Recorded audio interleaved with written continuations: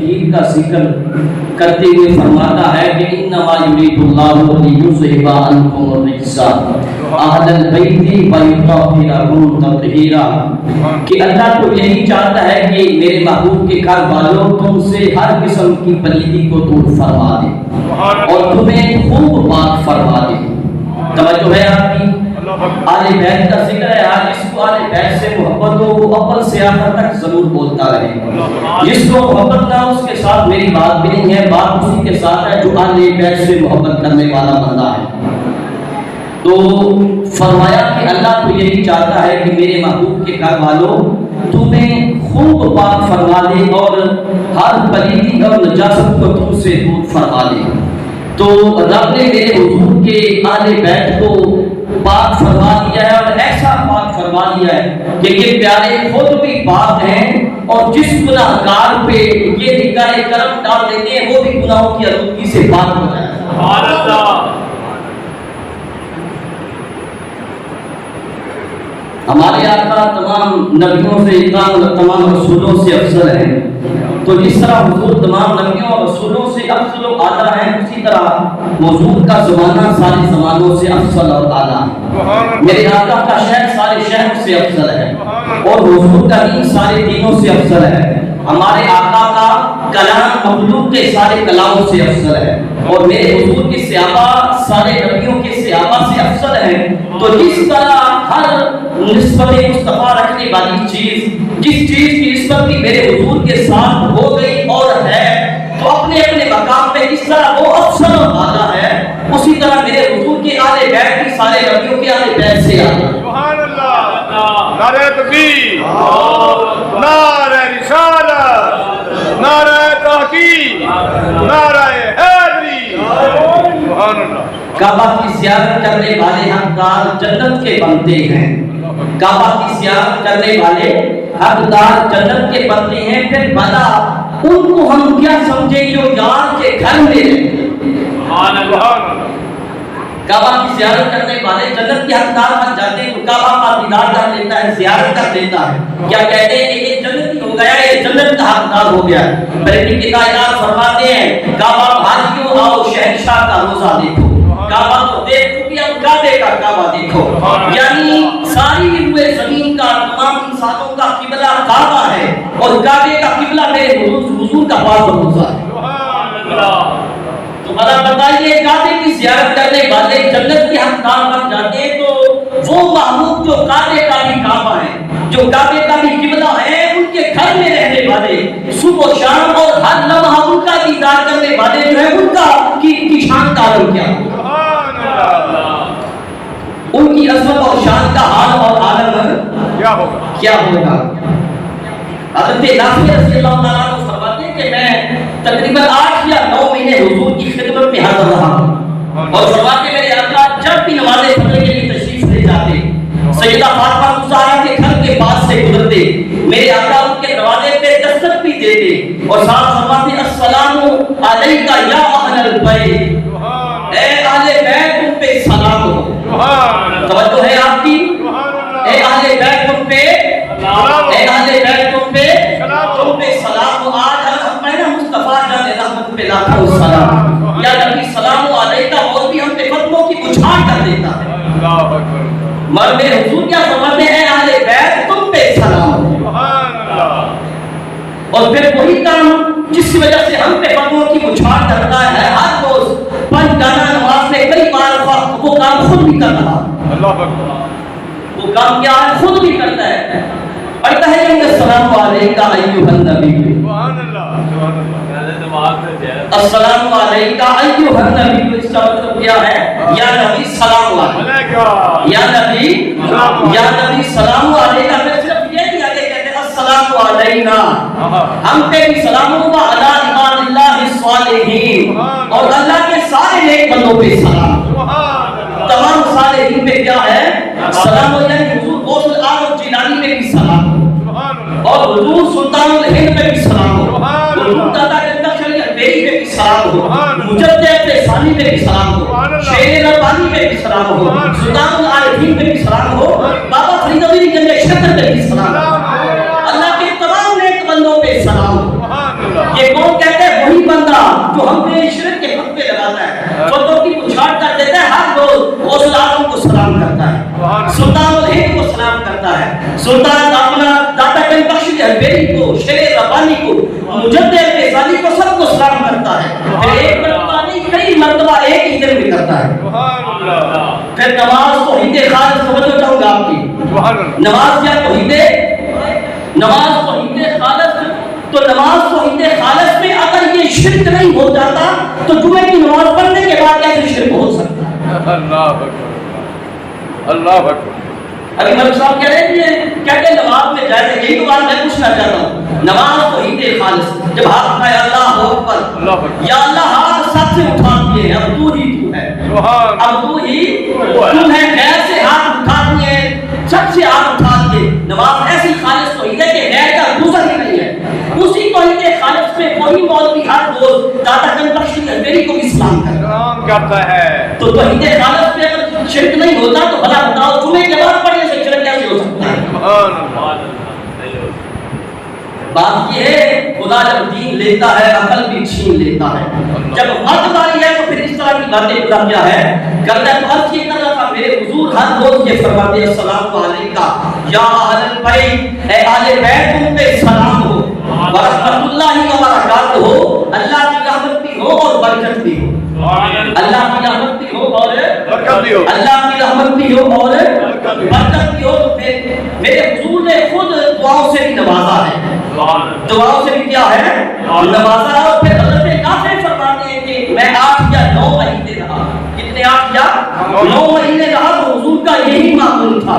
یعنی میں 8 یا 2 مہینے یہی دیکھ کر کہ حضور ہر روز فجر کی نماز کے لیے تشریف لے جاتے، سیدہ کے گھر کے پاس سے گزرتے، ان کے دروازے پہ دستک بھی دیتے، ان پہ سلام بھی دیتے.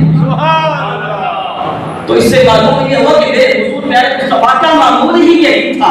آقا کریم ہر روز اسی طرح یہی عمل فرمایا کرتے تھے. بھلا بتاؤ میرے حضور کا وہ دیدار جو کرتے ہی تھے نا، میرے آقا نے ان کو دعاؤں سے بھی نوازا ہے، رحمت کی دعاؤں سے، برکت کی دعاؤں سے اور سلام کی دعاؤں سے. تو اللہ نے کتنی شان عطا کی ہوں گی،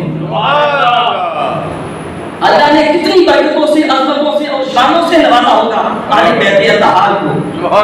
آقا کریم نے فرمایا ہے کہ ستارے ہیں یہ آسمان والوں کی سلامتی کا باعث ہیں. ستارے آسمان والوں کی سلامتی کا کیا ہے؟ باعث ہے. اور میری اہل بیت جو ہے یہ زمین والوں کی سلامتی کا باعث ہے. یہ زمین والوں کی سلامتی کا باعث ہے. فرمایا کہ جب ستارے جھٹ جائیں گے آسمان والے فنا ہو جائیں گے. ستارے جھٹ جائیں گے تو آسمان والے فنا ہو جائیں گے. فَإِذَا ذَهَبَ أَهْلُ الْبَيْتِ ذَهَبَ أَهْلُ الْأَرْضِ. اور فرمایا کہ اس طرح ستاروں کے جھٹنے سے آسمان والے فنا ہو جائیں گے. اگر میرے اہل بیت نہ رہے تو زمین والے بھی ختم ہو جائیں گے. تو معلوم یہ ہوا کہ اہل بیت کو میرے رب نے وہ شان عطا فرمائی ہے کہ زمین والوں کی جو بقا ہے یہ بھی اہل بیت اطہار کا ہی صدقہ ہے. اس لیے اہل بیت کے دشمنوں کان کھول کے سنو، یہ جو آج زمین پہ چلتے پھرتے ہو نا یہ بھی اہل بیت اطہار کا ہی صدقہ ہے. اس لیے اگر چاہتے ہو کہ آخرت میں بھی کامیاب ہو جاؤ تو آؤ دامن اہل بیت اطہار کو تھامو. اہل بیت کے دامن کو کیا کرو؟ اگر چاہتے ہو کہ آخرت میں بھی کامیاب ہو جاؤ تو اہل بیت کے دامن کو تھامو. کیونکہ میرے حضور نے فرمایا کرتے ابو ذر غفاری رضی اللہ تعالیٰ عنہ نے کعبہ کے دروازے کو پکڑا. توجہ ہے آپ کی؟ کعبہ کے دروازے کو پکڑا اور یہ اعلان فرمایا لوگوں میں نے حضور کو یہ فرماتے ہوئے سنا ہے. میرے آقا نے فرمایا کہ میری اہل بیت کی مثال نوح علیہ السلام کی کشتی کی طرح ہے کہ جو اس میں سوار ہو گیا وہ کامل نجات پا گیا، وہ بچ گیا، اور جو اس پہ سوار نہ ہوا وہ ہلاک ہو گیا. وہ کیا ہے؟ ہلاک ہو گیا. کس طرح کشتی نوح میں سوار ہونے والے لوگ نجات پا گئے اور بچ گئے اور سوار نہ ہونے والے ہلاک ہو گئے، تو اسی طرح جو لوگ دامن اہل بیت کو حقیقی طور پہ تھام لیا ہوگا اور جنہیں حقیقی طور پہ اہل بیت کے ساتھ محبت ہوگی وہ کیا ہے کہ کامیاب ہو جائیں گے، نجات پا جائیں گے. اور اہل بیت سے جو کٹ گئے اور اہل بیت کے ساتھ دشمنی کرتے رہے وہ ہلاک ہو جائیں گے. وہ کیا ہے؟ وہ ہلاک ہو جائیں گے. امام شافعی عظیم امام شافعی رحمت اللہ علیہ فرماتے ہیں، آپ فرماتے ہیں کہ آل رسول ہی میری نجات کا ذریعہ ہے. اللہ اکبر. آل رسول ہی میری نجات کا ذریعہ ہے. سمجھ آئیے آپ کو؟ سبحان اللہ. اس کو سمایا وہ ضرور بولے گا. سبحان اللہ. آل رسول ہی میری نجات کا ذریعہ ہے اور فرمایا کہ یہی میرا وسیلہ ہے. اللہ اکبر. یہی میرا وسیلہ ہے. اور کہتے ہیں کہ میں امید کرتا ہوں کہ قیامت کے دن بھروسے محشر اہل بیت کا صدقہ ہی میرا نامہ اعمال میرے دائیں ہاتھ میں دیا جائے. سبحان اللہ. اور ایک عظیم ولی کامل شیخ شادی ثانی شیرازی رضی اللہ تعالیٰ عنہ آپ یہ دعا فرماتے ہیں. آپ دعا فرماتے ہیں الہی بحق کے بنی فاطمہ کہ بر دور ایمان کنی خاتمہ اگر دعوتم رد کنی بر قبول منو دست و دامان آل رسول. یہ دعا کرتے ہیں باری تعالیٰ فاطمہ زہرا کی اولاد کا صدقہ میرا خاتمہ ایمان پہ فرما. سیدہ فاطمہ زہرا کی اولاد کا صدقہ میرا خاتمہ ایمان پہ فرمانا. اور آگے عرض کرتے ہیں باری تعالیٰ اگر تو نے میری یہ دعا قبول نہ فرمائی تو میں قیامت کے دن آل بیت کا دامن پکڑ کے تیری بارگاہ میں حاضر ہو جاؤں. سبحان اللہ. آل بیت اطہار کا دامن تھام کے تیری بارگاہ میں کیا ہے تیری بارگاہ میں حاضر ہو جاؤں گا. تو اس لیے کیا ہے جس کو آل بیت اطہار کے ساتھ حقیقی محبت ہو کیا ہو آل بیت اطہار کے ساتھ حقیقی محبت ہو اس کے بارے نیارے ہو جائیں گے. اس کے یہاں بھی اور وہاں بھی کیا ہے بارے نیارے ہو جائیں گے. کیونکہ آقا کریم نے فرمایا مات علی حب آل محمد مات حب نینن کہ جو آل محمد کی محبت میں مرا وہ مومن ہو کے مرا. اللہ اکبر. توجہ چاہوں گا سب کی.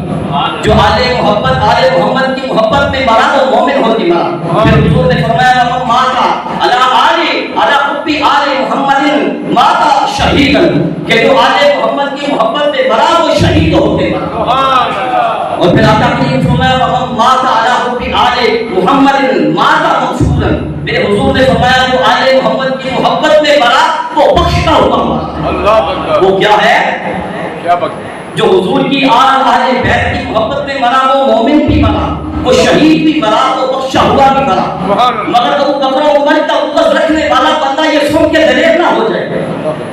ابو بکر و عمر ان پیاروں کا عقد رکھنے والا بندہ یہ سن کے تکڑا نہ ہو جائے. کیونکہ یہ نہیں ہو سکتا کہ ان پیاروں کا بغض دل میں رکھنے والا بندہ کیا ہے وہ اہل بیت کے محبت کا دعویٰ کر کے وہ مومن ہو کے مرے وہ شہید ہو کے مرے وہ بخشا ہوا ہو کے مرے. یہ ہو نہیں سکتا. یہ بھی میں نہیں فرما رہا یہ خود حضور فرما رہے ہیں. سبحان اللہ. توجہ ہے آپ کی. یہ بھی خود میرے آقا فرماتے ہیں میرے حضور فرماتے ہیں. اور مولانا ابو نور محمد بشیر احمد صاحب رحمۃ اللہ علیہ آپ نزہۃ المجالس کا حوالہ دے کے آپ لکھتے ہیں. آپ فرماتے ہیں کہ ایک مرتبہ میرے حضور منبر پہ جلوہ فرما ہوئے. سبحان اللہ. آقا اپنے منبر پہ جلوہ فرما ہوئے اور جان رحمت میں نے اللہ کی حمد و ثنا کی. اللہ کی حمد و ثنا کرنے کے بعد حضور نے فرمایا ابو بکر کہاں ہے. اللہ اکبر. حضرت ابو بکر کا نام سن کے جس کے سینے میں ٹھنڈ پڑ گیا ہے وہ ضرور بولے گا. فرمایا ابو بکر کہاں ہے. عرض کیا یا رسول اللہ میں حاضر ہوں. حضور غلام حاضر ہے. فرمایا ابو بکر میرے پاس آ جاؤ. میرے ابو بکر میرے پاس آ جاؤ. حضرت ابو بکر صدیق پاس آ گئے. میرے حضور نے غلام کو سینے سے لگایا. سبحان اللہ. آقا کریم نے حضرت ابو بکر کو سینے سے لگایا اور دونوں آنکھوں کے درمیان بوسہ بھی دیا. دونوں آنکھوں کے درمیان بوسہ بھی دیا اور پھر فرمایا اول اعلان بلند آواز سے یہ اعلان فرمایا ہے مسلمانوں کے گھروں یہ ابو بکر صدیق ہیں. یہ کون ہے ابو بکر. میرے حضور نے بلند آواز سے فرمایا یہ ابو بکر صدیق ہیں. فرمایا یہ مہاجرین و انصار کے شیخ اور بزرگ ہیں. اور فرمایا یہ میرے سچے اور ہمدرد دوست ہیں. سبحان اللہ. نعرہ تکبیر. نعرہ رسالت. نعرہ تحقیق. نعرہ حیدری. صحابی نبی. صحابی نبی. سبحان اللہ. تاجدار ختم نبوت. تاجدار ختم نبوت. تاجدار ختم نبوت. فرمایا یہ میرے سچے ہمدرد اور دوست ہے. بھلا بتائیے ابو بکر کا دشمن حضور کو اچھا لگ سکتا ہے. ابو بکر کا جو دشمن ہے اس کے ساتھ حضور کا محبت ہو سکتی ہے. فرمایا یہ صحابہ کرام کو میرے حضور فرما رہے ہیں یہ میرے سچے اور ہمدرد دوست ہیں. اور فرمایا کہ انہوں نے اپنے جان و مال کے ساتھ میری خیر خواہی کی ہے. فرمایا جب لوگ اور میری خاطر بلال کو خریدا بھی اور آزاد کیا، میری خاطر بلال کو خریدا بھی اور آزاد بھی کیا۔ اور آگے فرمایا کہ جو ان کا دشمن ہے اس پہ اللہ کی پھٹکار، جو ان کا دشمن ہے اس پہ اللہ کی پھٹکار ہے، اور جو ان کا دشمن ہے خدا بھی اس سے بیزار ہے، میں بھی بیزار ہوں۔ ابو بکر کا جو دشمن ہے اس سے خدا بھی بیزار ہے، اور توجہ ہے آپ کی، کئی پریشانی تو نہیں کسی کو ابو بکر کا نام سنا، بات بڑی دور پہنچے گی، کسی کو پریشانی ہوئی تو ابو بکر کا نام سن کے بات حکومت خطرہ کر جائے گی۔ کیا حضور فرمایا جو ان کا دشمن ہے اس سے خدا بھی بیزار ہے، میں بھی بیزار ہوں، اور فرمایا اس پہ پھٹکار ہے۔ اور آگے فرمایا کہ تم پہ یہ لازم ہے لوگوں تم میرا یہ فرمان سب کو سنا، یعنی آقا صحابہ کرام کو فرما رہے ہیں کہ میرا یہ قیامت تک آنے والے لوگوں کو میرا فرمان سنا دو کہ جو ابو بکر کا دشمن ہے اس پہ خدا کی پھٹکار ہے۔ اور پھر اس کے بعد آقا کریم نے فرمایا عمر کہاں ہے؟ سبحان اللہ، کون؟ عمر کہاں ہے؟ حضور نے حاضر ہو، فرمایا عمر تو بھی پاس آ جا، عمر تو بھی پاس آ جا۔ اچھا وہ میرے پاس حاضر ہو گئے، میرے حضور نے ان کو بھی سینے سے لگایا، غلام کو سینے سے لگایا، پیشانی پہ بوسہ بھی دیا۔ اب ذرا میں یہ تصور کیجئے، تصور میں ڈوب جائیں اور سوچیں، مراد مصطفیٰ خدا سے مانگ کے لیا تھا کہ بارک تعالیٰ عمر کے لیے اسلام کو عزت عطا فرمایا، میرے حضور نے جب سینے سے لگایا ہوگا غلام کو، پیشانی پہ بوسہ دیا ہوگا، انداز کیسا ہوگا؟ سبحان اللہ، سبحان اللہ، سینے سے لگایا، پیشانی پہ بوسہ بھی دیا، اور پھر فرمایا کہ لوگوں یہ عمر بن خطاب ہے، یہ عمر بن خطاب ہے، یہ مہاجرین و انصار کے یہ بزرگ ہیں۔ اور پھر فرمایا کہ یہ وہی شخص ہے ان کے دل اور زبان پہ اللہ نے حق نازل فرمایا، اور یہ وہی شخص ہے جو حق کہنے سے رکتے بھی نہیں ہے، جو حق کہنے سے رکتے بھی نہیں ہے۔ اور پھر فرمایا کہ جو ان کا دشمن ہے اس پہ بھی اللہ کی مار ہو، بے شک جو ان کا دشمن ہے اس پہ بھی کیا اللہ کی مار ہو۔ پھر فرمایا کہ عثمان کہاں ہے؟ کیا ہے؟ یہ آج 4 یاروں کی عزت کا جلسہ ہو رہا ہے، خود حضور امام الانبیاء کی صدارت میں ہو رہا ہے، اور میرے حضور خطاب فرما رہے ہیں، یاروں کی عزت لوگوں کو بتا رہے ہیں۔ فرمایا عثمان کا ہے، حضور میں حاضر، فرمایا عثمان کو بھی پاس آ جانا۔ اب جو عثمان غنی پاس آ کے میرے حضور نے ان کو بھی سینے سے لگایا، پیشانی پہ بوسہ بھی دیا، پھر فرمایا لوگوں یہ عثمان ہیں، یہ کون ہیں؟ یہ عثمان ہیں، اور فرمایا کہ یہ مہاجرین و انصار کے بزرگ ہیں، اور یہ وہی شخص ہے کہ آسمان کے فرشتے بھی ان سے حیات رکھتے ہیں، اور یہ وہی شخص ہے کہ جن کے نکاح میں نے اللہ کے حکم سے 2 بیٹیاں دی ہیں، یہ میرے دماغ کی، اور ساتھ فرمایا کہ جو ان کا دشمن ہے اس پہ بھی اللہ کی لعنت ہو۔ اور پھر فرمایا کہ علی کہاں ہے؟ کون؟ علی کہاں ہے؟ مولا علی نے اس کے رسول اللہ میں حاضر ہوں، فرمایا علی تو بھی پاس آ جانا۔ مولا علی حضور کے قدموں میں حاضر ہوئے، حضور کی بارگاہ میں حاضر ہوئے، حضور نے ان کو بھی سینے سے لگایا، پیشانی پہ بوسہ دیا، اور پھر اعلان فرمایا لوگوں یہ علی بن ابی طالب ہے، یہ علی بن ابی طالب ہے، یہ میرے بھائی بھی ہیں، میرے چچا کے بیٹے بھی ہیں، میرے داماد بھی ہیں، یہ میرا خون بھی ہے، میرا گوشت بھی ہے، میرا خون بھی ہے، میرا گوشت بھی ہے، اور اللہ کے دشمنوں پہ یہ تلوار بھی ہے، اللہ کے دشمنوں پہ یہ تلوار کے ساتھ فرمایا کہ جو ان کا دشمن ہے اس پہ بھی اللہ کی لعنت ہو، اور جو ان سے بیزار ہے خدا اس سے بیزار ہے، میں بھی بیزار ہوں، اور فرمایا جو اللہ اور اللہ کے رسول سے بیزار ہونا چاہے وہ علی سے بیزار ہو، یعنی جو علی سے بیزار ہوتا ہے وہ خدا سے بھی بیزار ہوتا ہے، کہ مصطفیٰ سے بھی بیزار ہوتا ہے۔ سبحان اللہ، نعرہ تکبیر، اللہ اکبر، نعرہ رسالت، نعرہ رسالت،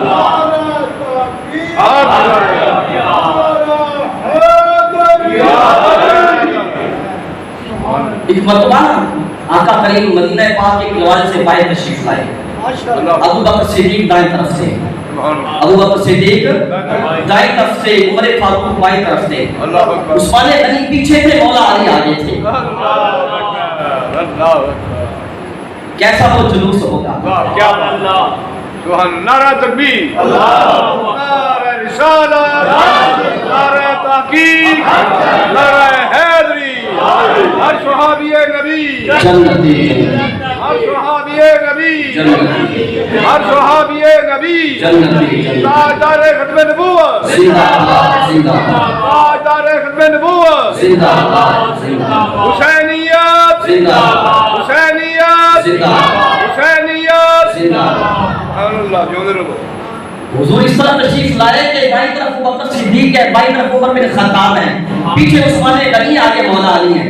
سنیے میرے حضور نے کیا فرمایا، فرمایا کہ ہم قیامت کے دن جنت میں بھی اسی طرح جائیں گے۔ اللہ اکبر، فرمایا ہم جنت میں بھی اسی طرح داخل ہوں گے، اور فرمایا کہ جو بندہ ہمارے درمیان، توجہ سے سننا، آج لوگ اپنی امت کو کہاں لے کے جانا چاہتے ہیں، فرمایا کسی طرح جنت میں داخل ہوں گے، اور جو بندہ ہمارے درمیان ذرا بھی فرق کرے، جو بندہ ہمارے درمیان ذرا بھی فرق کرے، اس پہ اللہ کی مان ہو، بے شک بے شک، اس پہ کیا ہے، اللہ کی، اس پہ اللہ کی مان، ایک مرتبہ امام شافعی رحمۃ اللہ علیہ نے ایک شخص کو مکہ میں دیکھا، مکہ میں ایک شخص کو، وہ پہلے عیسائی تھا، مسلمان ہو چکا ہے، اس سے امام شافعی نے پوچھا کہ تیرے مسلمان ہونے کا سبب کیا ہے، اس نے کہا کہ میں ایک سمندری کے سفر میں تھا، ہماری کشتی ٹوٹ گئی، اللہ اکبر، اور پانی کی موجوں نے ہماری کشتی کو ایک ایسے جزیرے میں لا پھینکا جہاں پہ پھول بھی بہت تھے، پھل بھی بہت تھے، اور صاف ستھرے پانی کی نہریں بھی تھیں۔ کہتا میں نے سارا اس جزیرے میں گزارا، جب رات ہوئی تو کیا دیکھا، ایک چوپایا ہے، یہ جانور ہے چوپایا، اس کا سر شتر مرغ کے سر کی طرح، اس کا چہرہ انسانوں جیسا ہے، اس کے ہاتھ اور پاؤں اونٹ کی طرح ہے، اور اس کی جو دم ہے وہ مچھلی جیسی ہے۔ اور وہ کیا کہتا ہے چوپایا، وہ کہتا ہے کہ اللہ کے سوا کوئی عبادت کے لائق نہیں، اور محمد اللہ کے برگزیدہ رسول ہے، صلی اللہ علیہ وسلم، محمد اللہ کے برگزیدہ رسول ہے، اور فرمایا اس نے کہا کہ ابو بکر ان کے یار غار ہیں، ابو بکر ان کے یار غار ہیں، اور عمر فتوحات کے مالک ہیں، عثمان شہید ہیں، اور علی اللہ کے دشمنوں پہ تلوار ہے۔ سبحان اللہ، وہ بندہ کہتا ہے، جو عیسائی تھا، کہتا ہے میں یہ دیکھ کے ڈر کے بھاگنے لگا، اس نے کہا ٹھہر جائے، قدم بھی نہ اٹھانا، ابھی ہلاک ہو جائے گا۔ پھر اس نے مجھ سے نبی کے ساتھ پوچھا بتا تیرا دین کیا ہے، کہتا میں نے بتایا کہ میں عیسائی ہوں، اس نے کہا کہ مسلمان ہو جا، ساری آفتوں سے محفوظ ہو جائے گا، ساری آفتوں سے نجات پا جائے گا۔ کہتا میں مسلمان ہو گیا، مسلمان ہو گیا۔ تو پھر اس چوپائے نے کہا یہ خوب یاد رکھ، تو مسلمان تو ہو گیا ہے نا، لیکن تیرا اسلام ابو بکر صدیق، عمر بن خطاب، عثمان غنی، مولا علی، ان پیاروں کی محبت کی وجہ سے تکمیل کو پہنچے گا۔ چاروں یاروں کی محبت کے دل میں ہوگی تو پھر تیرا اسلام تکمیل کو پہنچے گا۔ وہ بندہ کہتا ہے، اس سے پوچھا چوپائے سے تجھے یہ کیسے معلوم ہے، تو نے یہ باتیں کہاں سے سنی ہے؟ اس نے کہا کہ میں جن ہوں۔ کون ہوں؟ میں جن ہوں۔ اور کہنے لگا کہ ہماری ایک جماعت حضور پہ ایمان لے آئی ہے، اور ہماری اس جنوں کی جماعت نے خود یہ باتیں حضور کی زبان پاک سے سنی، حضور کی زبان پاک سے سنی ہے۔ کیا کہ ابو بکر صدیق کا پیار جس کے دل میں نہیں ہوگا، اس کا اسلام بھی قبول نہیں ہے۔ جس کے دل میں عمر بن خطاب کی محبت نہیں ہوگی، اس کا اسلام بھی قبول نہیں ہے۔ جس کے دل میں عمر بن خطاب کی محبت نہیں، اس کا اسلام بھی قبول نہیں، اور جس کے دل میں مولا علی کی محبت نہیں ہے، اس کا اسلام بھی منہ پہ مانتے ہیں۔ اللہ اکبر، سبحان اللہ۔ اس لیے کوئی یہ غلط فہمی میں مت رہے کہ بکر عمر کے ساتھ بغض رکھ کے اہل بیت کی محبت کا دعویٰ کر کے کیا ہے کہ وہ مومن ہو کے مرے گا، وہ شہید مرے گا، یا وہ بخشا ہوا مرے گا۔ نہ میاں، ایسا نہیں ہو سکتا۔ مومن بھی وہی مرے گا، شہید بھی وہی مرے گا، اور بخشا ہوا بھی وہی مرے گا، جس کے دل میں اہل بیت کی محبت بھی ہوگی اور ان پیارے یاروں کی محبت بھی ہوگی۔ اللہ اکبر، سبحان اللہ۔ ان دلداروں اور حضور کے یاروں کی محبت بھی ہوگی۔ وہی بندہ کیا ہے، وہ کسی نے کیا خوب کہا، جنوں پائی کر نال پیار نہیں، وہ دے کلمے کا اعتبار نہیں، جنوں پائی کر نال پیار نہیں، وہ دے کلمے کا اعتبار نہیں، جرا چو یاراں کا یار نہیں، وہ جنت کا حقدار نہیں۔ بے شک، اس لیے کوئی کسی غلط فہمی میں نہ رہے کہ حضور کے یاروں کے ساتھ دشمنی لے کے وہ کیا ہے کہ جنت میں چلا جائے گا۔ نہ میاں، یہ غلط فہمی ہے ایسے بندے کی۔ جنت میں وہی جائے گا جس کے دل میں اہل بیت کی محبت بھی ہوگی، جس کے دل میں ابو بکر عمر کی محبت بھی ہوگی، پیارے حسین کی محبت بھی ہوگی، حسین کے بابا کی محبت بھی ہوگی، حسین کی امی کی محبت بھی ہوگی، حسین کے بھائی امام حسن مجتبی کی محبت بھی ہوگی۔ اس لیے ایسا بندہ جو حسین کے مقابلے میں یزید کو کھڑا کرنے والا اور لعنتی، وہ بھی جنت میں نہیں جا سکتا، اس کا اسلامی منہ پہ مار دیا جائے گا۔ اور ایسے بدبخت دل کے اندھے کو یہ بھی معلوم نہ ہوا یزید پلید کا کردار بھی اس کو نظر نہیں آیا کہ یزید پلید جو ہے وہ نفس پرست ہے اور میرا حسین حق پرست ہے، میرا حسین کیا ہے؟ حق پرست ہے، اور پھر یزید جو ہے یہ مجسمہ کفر و طغیان ہے اور میرا حسین جو نمونہ دین و ایمان ہے۔ پھر یزید کیا ہے؟ فسق و فجور میں مبتلا، اور حسین کیا ہے؟ بیعت صبر و رضا، اور یزید جو ہے اسلام میں شہید ہے اور حسین جو ہے یہ باعث چادر تحریر ہے۔ حسین کے مقابلے میں یزید کو کھڑا کرنے والا تو خود لعنتی ہے، اس کو کیا یزید کا کردار امام حسین کا مقام بھی نظر نہیں آتا؟ تو کیا فرمایا میرے آقا نے؟ جو آل محمد کی محبت میں مرا وہ مومن مرا، حقیقی محبت ہو، سچی محبت، اور جو آل محمد کی محبت میں مرا وہ شہید مرا، جو آل محمد کی محبت میں مرا وہ بخشا ہوا ہو کے مرا۔ لیکن یہ آپ کو بتا دیتا ہوں ساتھ ابو بکر عمر کی محبت ضروری ہے، جس کو ابو بکر عمر کے ساتھ محبت نہیں اس کو اہل بیت کے ساتھ بھی محبت نہیں، جس کے دل میں ابو بکر کا پیار نہیں اس کا اہل بیت کے ساتھ جو پیار ہے وہ بھی ٹھیک نہیں ہے۔ تو اہل بیت اطہار کے ساتھ جو بغض رکھنے والا بندہ ہے اس کا انجام کیا ہوگا؟ اہل بیت اطہار کے ساتھ جس کو سچی محبت ہے وہ تو مومن بھی مرے گا، شہید بھی مرے گا، مغفور بھی مرے گا، لیکن اہل بیت کا جو دشمن ہے اہل بیت کے ساتھ بغض رکھنے والا بندہ ہے اس کا انجام کیا ہوگا؟ آقا کریم نے فرمایا من ابغض اہل البیت، توجہ ہے آپ کی، من ابغض اہل البیت حشرہ اللہ یوم القیامۃ یہودیا، میرے آقا نے فرمایا جو میری اہل بیت کے ساتھ بغض رکھتا ہے اللہ اس کو قیامت کے دن یہودی اٹھائے گا۔ اور آقا کریم نے فرمایا جو اہل بیت کے ساتھ دشمنی رکھتا ہے اس پہ میری شفاعت کی حرام کی، اس پہ میری شفاعت بھی کیا ہے؟ اس پہ میری شفاعت بھی کیا ہے؟ حرام ہے۔ اور ایک جگہ اپنے وزیر آقا کریم نے فرمایا کہ اہل بیت کے ساتھ بغض رکھنے والا بندہ جس کے دل میں اہل بیت کی دشمنی ہو اور کینہ ہو، بے شک وہ نمازیں بھی پڑھتا ہو، نمازیں بھی پڑھتا ہو، روزے بھی رکھتا ہو، میرے حضور نے فرمایا لیکن وَمُبْغِضٌ لِأَهْلِ الْبَيْتِ، لیکن اہل بیت کا دشمن ہو، اہل بیت کے ساتھ دشمنی رکھنے والا ہو، دخل النار، تو دوزخ میں داخل ہوتا ہے۔ اللہ اکبر، اللہ اکبر۔